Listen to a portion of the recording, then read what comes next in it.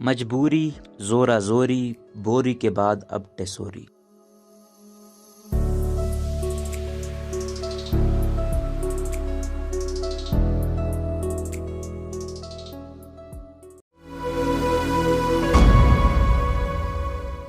عثمان جامعی کے مطابق اونٹ رے اونٹ تیری کون سی کل سیدھی کا محاورہ تو آپ نے سنا ہی ہوگا۔ اسی طرح کا ایک اور محاورہ بھی اشروں پہلے وجود میں آ چکا ہے کہ ایم کیوم ری ایم کیوم تیری کون سی کل سیدھی، لیکن یہ گزرے کل کی بات ہے جب کراچی کے پاسیار کچھ دن بعد حکومت چھوڑنے اور قیادت چھوڑنے کے اعلانات سن کر گھنٹوں فکر مند رہتے تھے کہ اونٹ کس کروٹ بیٹھے گا۔ رات بھر انتظار کے بعد جب وہ صبح اٹھتے تو اونٹ انہیں وہیں بیٹھا ملتا جہاں بیٹھا چگالی کر رہا ہوتا۔ البتہ اس کے سامنے چارے کا ڈھیر پڑا ضرور ملتا۔ اب تو خیر ان کی اتنی سیدھی ہو چکی ہے کہ اونٹ کی کل کی بجائے اس پر اللہ میاں کی گائے کا محاورہ فٹ بیٹھتا ہے۔ ایم کیوم ری ایم کیو ایم کے جدید محاورے کا ری آج بھی اس جماعت کی پہچان ہے۔ نہیں سمجھے ابھی سمجھا دیتے ہیں بھائی۔ ایم کیو ایم کے قیام کا سارا فلسفہ، ساری منطق جن الفاظ کے گرد گھومتی ہے وہ ہے مہاجروں کی حالات کی مجبوری۔ پھر اس نے انتخابی سیاست میں قدم رکھا تو کامیابی ملی فوری۔ پھر تو یہ سلسلہ چلتا ہی گیا، زورا زوری، قائد کی دوری، بوری، بابر غوری، دھمکیاں اور پھر سوری، اور ابھی ایم کیو ایم زیر بحث ہے تو وجہ ہے کامران ٹیسوری۔ ہماری سمجھ میں نہیں آ رہا کہ ایم کیو ایم کی طرف سے ٹیسوری صاحب کو گورنر بنانے پر سب حیران کیوں ہیں اور تنقید کس لیے ہو رہی ہے۔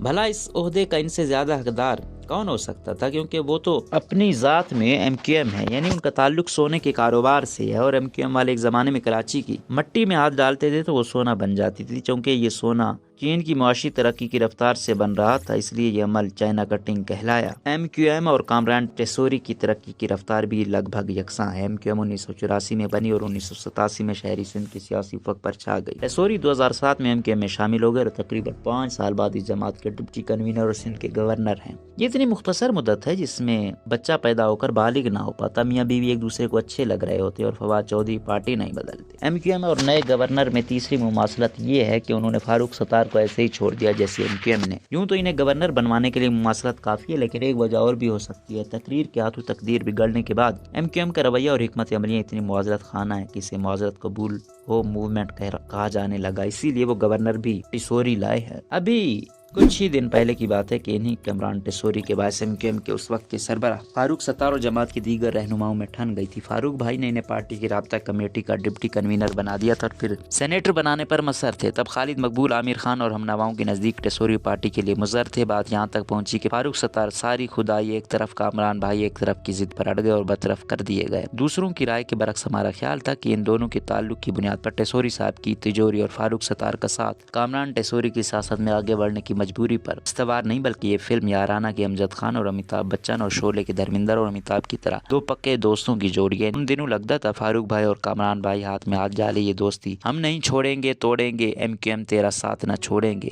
گاتے گلیوں میں گھومتے ہوں گے۔ ہم تو سمجھتے تھے دونوں بچپن کے دوست ہیں، عید پر ایک جیسے کپڑے پہنتے اور فوٹو اسٹوڈیو جا کر ایک دوسرے کے گلے میں باہیں ڈال کر تصویریں کھنچواتے ہوں گے، مطلب لنگوٹیا یار۔ شاید اسی لیے فاروق ستار ان کی خاطر لنگوٹ کس کر میدان میں آ گئے۔ واضح رہے کہ یہاں ہم نے محاورہ استعمال کیا ہے، تامن الفاظ نے جن سامعین نے تخیل میں فاروق بھائی کو لنگوٹ کسے دکھا دیا، ان سے اس خوفناک تصور پر ہم تہ دل سے معذرت خواہ ہیں۔ لیکن اب فاروق ستار کو ایم کیو ایم سے باہر اور ان کے دوست کو پارٹی میں اتنے اندر بالکل اتنا اوپر دیکھ کر لگتا ہے فاروق ستار سسکیوں اور ہچکیوں کے ساتھ میرے دوست قصہ یہ کیا ہو گیا، سنا ہے کہ تو بے وفا ہو گیا، گا رہے ہوں گے۔ فاروق بھائی کو مصطفیٰ کمال معصوم آدمی قرار دے چکے ہیں، مستند ہے ان کا فرمایا ہوا، کیونکہ پاک سرزمین پارٹی کے سربراہ اپنے مرکز یقین کی سند یافتہ ہیں۔ یہ الگ بات ہے کہ ان کی پاک سرزمین پارٹی یقین دہانی کے باوجود اب تک شاد باد نہیں ہو سکی، لیکن وہ نشان عظم میں عالی شان بنے اب بھی کامیابی کا دعویٰ کر رہے ہیں۔ فاروق بھائی اپنی معصومیت میں اپنے دوست کے بارے میں یہی سمجھتے رہے کہ ان کی طرح رابطہ کمیٹی سے رابطے توڑ گیا، وہ سبھی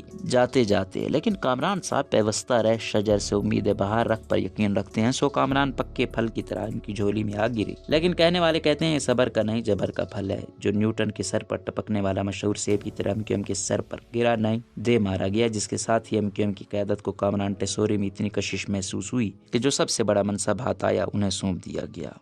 یہ بھی انہی دنوں کا ذکر ہے کہ MQM کے رہنما فاروق ستار سے سینیٹر بنانے کے لیے کامران ٹیسوری کی اہلیت، صلاحیت اور قربانیوں سے متعلق سوالات کرتے تھے۔ ان سوالوں کا جواز بنا کر MQM پر بلا وجہ نکتہ چینی کی جا رہی ہے۔ اس نکتہ چینی سے ہمیں بہت بے چینی ہو رہی ہے۔ یہ بھی کوئی اعتراض ہوا؟ سیدھی سی بات ہے، تب صلاحیت اور اہلیت نہیں تھی، اب پیدا ہو گئے، اور کسی میں یہ صلاحیت کیا کم ہے کہ کھلائے سونے کا نوالا، دیکھے شیر کی نظر سے، شیر کی نظر سے نہ بھی دیکھے تو دیکھنے میں شیر لگے۔ اب ہاتھ میں سونے کا نوالا ہو، ساتھ میں کسی بالا اور اعلیٰ کا حوالہ ہو، منصب دلانے کے لیے وہ لانے والا ہو جس کے پاس ویگو ڈالا ہو، تو فیصلے پر اہلیت کا سوال اٹھانے کے بجائے فیصلہ کرنے والوں کی حالت پر ترس کھانا چاہیے۔ ظالموں، رہی قربانی کی بات تو کامران بھائی نے MQM کی خاطر پورے کے پورے فاروق ستار بھائی قربان کر دی۔ اس طرح فاروق بھائی کی قربانی دو بار ہوئی، ایک بار وہ کامران ٹیسوری کی خاطر از خود یا خودکش حملہ کر کے قربان ہو گئے، دوسری مرتبہ کامران صاحب نے انہیں قربان کر دیا، تو کل ملا کر کامران بھائی کے حصے میں دو قربانیاں آئیں۔ سنتے ہیں کہ جب کامران بھائی نے ان قربانیوں کا ذکر رابطہ کمیٹی کے سامنے کیا تو رابطہ کمیٹی کے ارکان نے عادتاً کامران ٹیسوری کے ہاتھ میں خدمت خلق کمیٹی کی رسید تھما کر کہا، کامران بھائی کھال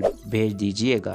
جہاں تک تعلق ہے نئے گورنر کی تعلیمی قابلیت کا، تو انٹر پاس عمران اسماعیل صاحب کے بعد اسکول کے پاس سے بھی نہ گزرنے والا گورنر بن جائے تو بھی حیرت نہیں ہوگی، مگر حال ہی میں سبکدوش ہونے والے گورنر کی خوبی یہ تھی کہ ان کی طرف عمران خان مائل تھے اور وہ اپنے قائد کے ایسے قائل کے پوچھنے والے پوچھتے تھے، سکھائے کس نے عمران اسماعیل کو آداب فرزندی۔ نئے گورنر کا معاملہ مختلف ہے، وہ ایسے مطابق کی کرامات ہیں جو والد بزرگوار سے فرزند کو جھک کر آداب کر دیتا ہے۔ پھر جس نے دو ڈاکٹروں یعنی فاروق ستار اور ڈاکٹر خالد مقبول صدیقی کو خدا تیرے گھر میں کوئی دھم سے نہ ہوگا کا منظر دکھا دیا اور سبق سکھا دیا ہو، اس استاد کو تعلیم کی کمی کا تانا کون دے سکتا ہے؟ جلنے والے جلا کریں۔ کامران ٹیسوری گورنر ہاؤس کے مکین ہو چکے ہیں، جہاں وہ دیواروں پر اپنے پیشرو گورنروں ممتاز بھٹو، میر رسول بخش تالپور، رانا لیاقت علی خان، حکیم محمد سعید، محمود ہارون، جسٹس قدیر الدین احمد، کمال الدین اصفر، فخر الدین جی ابراہیم کی تصویریں دیکھیں گے، ضرور دیکھیں، کوئی بات نہیں، لیکن سابق گورنروں نے انہیں دیکھ لیا اور دیکھ کر ایک دوسرے سے کہا، دیکھو دیکھو کون آیا، اور دیکھتا کیا ہے میرے منہ کی طرف، قائد اعظم کا پاکستان دیکھ